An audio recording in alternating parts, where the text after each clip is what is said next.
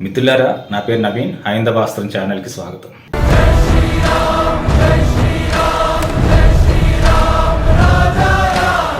ఎంతో పేరు ప్రఖ్యాతులు కలిగిన ఒక ఫ్యామిలీ, మెగా ఫ్యామిలీ.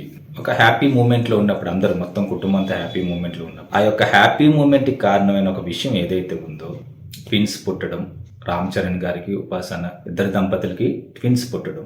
ఆ హ్యాపీనెస్ మూమెంట్ ఏదైతే మెగాస్టార్ చిరంజీవి గారు వాళ్ళ అభిమానుల ముందు షేర్ చేసుకున్నారో, దాన్ని కూడా వక్రీకరించి, వ్యతిరేకించి, ఏదో ఒకలాగా మాట్లాడాలని చెప్పి, ఏదో ఒకలాగా రుచి చెయ్యాలంతే ఒక మేడం ఫస్ట్ ఒక థంబ్నెయిల్ పెట్టింది, మగపిల్లాడు లెగసీనా అని. ఆ తర్వాత చాలా విమర్శలు రావడంతో 0% సివిక్ సెన్స్ అని పెట్టింది.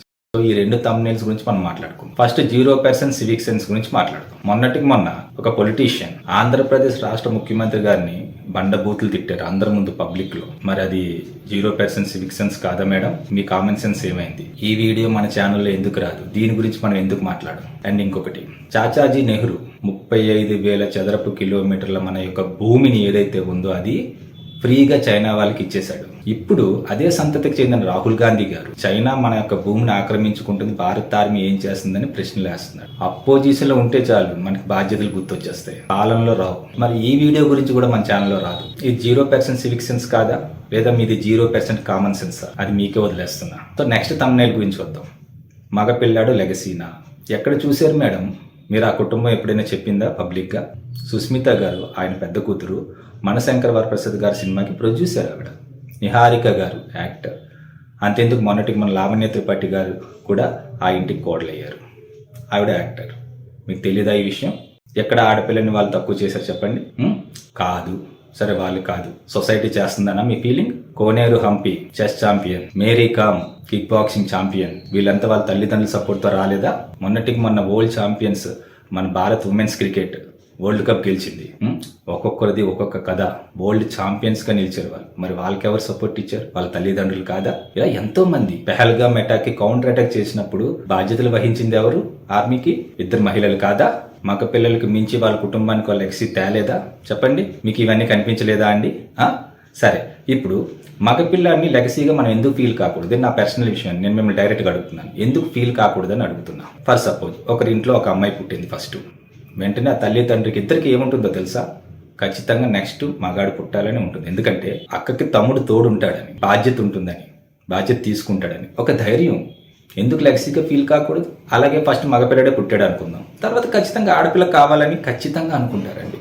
ఇంకొకటి, కూతురు మీద ఎక్కువ ఎఫెక్షన్ ఎవరు చూపిస్తారని? తండ్రే చూపిస్తారండి, మగవాడే చూపిస్తాడు. మీ నాన్నగారు మీ మీద ఎంత ప్రేమ చూపిస్తున్నారని మీ నాన్నగారికి మీకే తెలుస్తుంది. ఇలా ప్రతి ఇంట్లో మగపిల్లాడు ఆడపిల్ల ఉండాలని కోరుకుంటారు. ఇక ఎవరిని, ఏ తల్లి తండ్రి మగపిల్లాడిని కానీ ఆడపిల్లలు కానీ తక్కువ చేయరండి. తక్కువ చేసి ఎవరు చూడరు, ఏ తల్లి తండ్రి చూడరు. కన్నపేగ ఎలా చూస్తుందండి? చూడదు. కానీ మన కంటికి ఇవన్నీ కనిపించవు, మన కంటికి ప్రపంచం కనిపించదు ఫస్ట్ ఆఫ్ ఆల్. సో నా యొక్క పర్సనల్ రిక్వెస్ట్ ఏంటంటే, మీరు ఏదైనా ఒక విషయం మీద మాట్లాడేటప్పుడు, ఒక వ్యక్తి గురించి మాట్లాడేటప్పుడు ఒక్కసారి ఆలోచన చేయండి. మనం దేని మీద మాట్లాడుతున్నాం, ఇది మాట్లాడుతుంది కరెక్టా కాదా, మనం ఏదైతే వ్యక్తపరుస్తున్నామో అది కరెక్టా కాదా, ఇది దీని మీద ఒకసారి పునరాలోచించుకోండి. ఒకసారి ఏదైనా విషయం మీద మాట్లాడేటప్పుడు మేడం, అది ఏంటంటే అందులో మీరు ఒక మహిళ, పసిపిల్లలు మేడం, చిన్నపిల్లలు ఇప్పుడే ప్రపంచంలోకి అడుగు పెట్టారు. వాళ్ళ గురించి కూడా ఇంత దిగజారి మాట్లాడడం ఎంతవరకు కరెక్ట్ అండి? ఒకసారి మీరు చేసిన వీడియో మీరు మళ్ళీ రీప్లే చేసి చూసుకోండి. మీరు ఏం తప్పు మాట్లాడారనేది మీకైనా తెలుస్తుంది. మీ ఇంట్లో వాళ్ళకి కూడా చూపించండి. మనం ఇప్పుడు ఒక వర్గంకి సపోర్ట్ చేస్తున్నాం, ఓకే, వాళ్ళు హ్యాపీగా ఫీల్ అవ్వాలంటే మనం కొన్ని వీడియోలు చేయాలి. ఎవరి మీద, వాళ్ళకి శత్రువులు అంటూ ఎవరైతే ఉన్నారో వాళ్ళ మీద చేయాలి. ఓకే, చేయండి. ఎవరు ఏ వర్గానికైనా సపోర్ట్ చేసుకోవచ్చు, అలాగే ఎవరు ఏ హీరోనైనా అభిమానించుకోవచ్చు, దానికి ఎవరు కాదంటారు. కానీ మీరు చేసిన విమర్శ ఎలా ఉండాలంటే, ఎస్ అవును, మేము ఆలోచించుకునే విధంగా ఉండాలి. ఎస్ అవును, ఇది నిజమే కదా, ఇలా జరిగింది కదా, ఎస్ ఈ అమ్మాయి కరెక్ట్ మాట్లాడిందని. అంతేగాని ఏంటిది ఇంత దిగజారేరా అన్నట్టు అనుకోకూడదు మేమంతా. ఇంకొకటి ఉంటాడు జోసఫ్ అని, వాడు 24 గంటలు పవన్ కళ్యాణ్ గారిని, చిరంజీవి గారిని తలుచుకోకపోతే వాడికి రోజు గడవదు అంతే. ఇంకా వాడి ఫ్యామిలీతో ఎంతవరకు ఉంటాడో నాకు తెలియదు, కానీ వీళ్ళతోటి ఎక్కువ గడుపుతాడు. పవన్ కళ్యాణ్, చిరంజీవి గారిని తలుచుకొని గడుపుతూ ఉంటాడు రోజును. అదో తపస్సు, అదో జపం. ఉదయ్ కళ్యాణ్ గురించి చేసావు కదా వీడియో, దాని మీద కౌంటర్ ఇస్తున్నాను నెక్స్ట్ వీడియోలో. ఏ సోషల్ మీడియాలో పబ్లిష్ చేసిన వాటిని ప్రూఫ్గా తీసుకున్నావో నేను అవే ప్రూఫ్గా తీసుకొని నేను వివరణిస్తున్నాను. నేను ప్రశ్న వేస్తున్నాను, నీకు దమ్ముంటే వాటికి సమాధానం చెప్పు.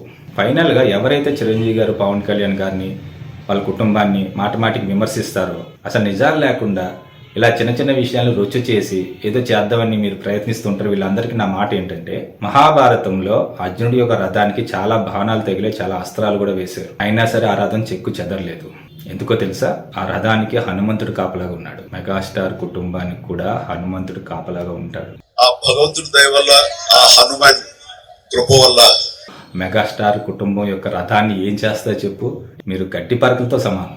ఎవ్వరు ఏమీ చేయలేరు, ఎప్పటికీ ఏం చేయలేరు. ఎన్ని సంవత్సరాల నుంచి ప్రయత్నిస్తాను, మీరు ఏవైనా ఒక చిన్న డ్యామేజ్ అయినా చేయగలిగారా? మీరు ఇంకా ఎదుగుతూనే ఉన్నారు వాళ్ళు. ఇది చాలదా? ఈ ఎగ్జాంపుల్ చాలదా? వాళ్ళని ఎవరు ఏం చేయలేరు అనడానికి?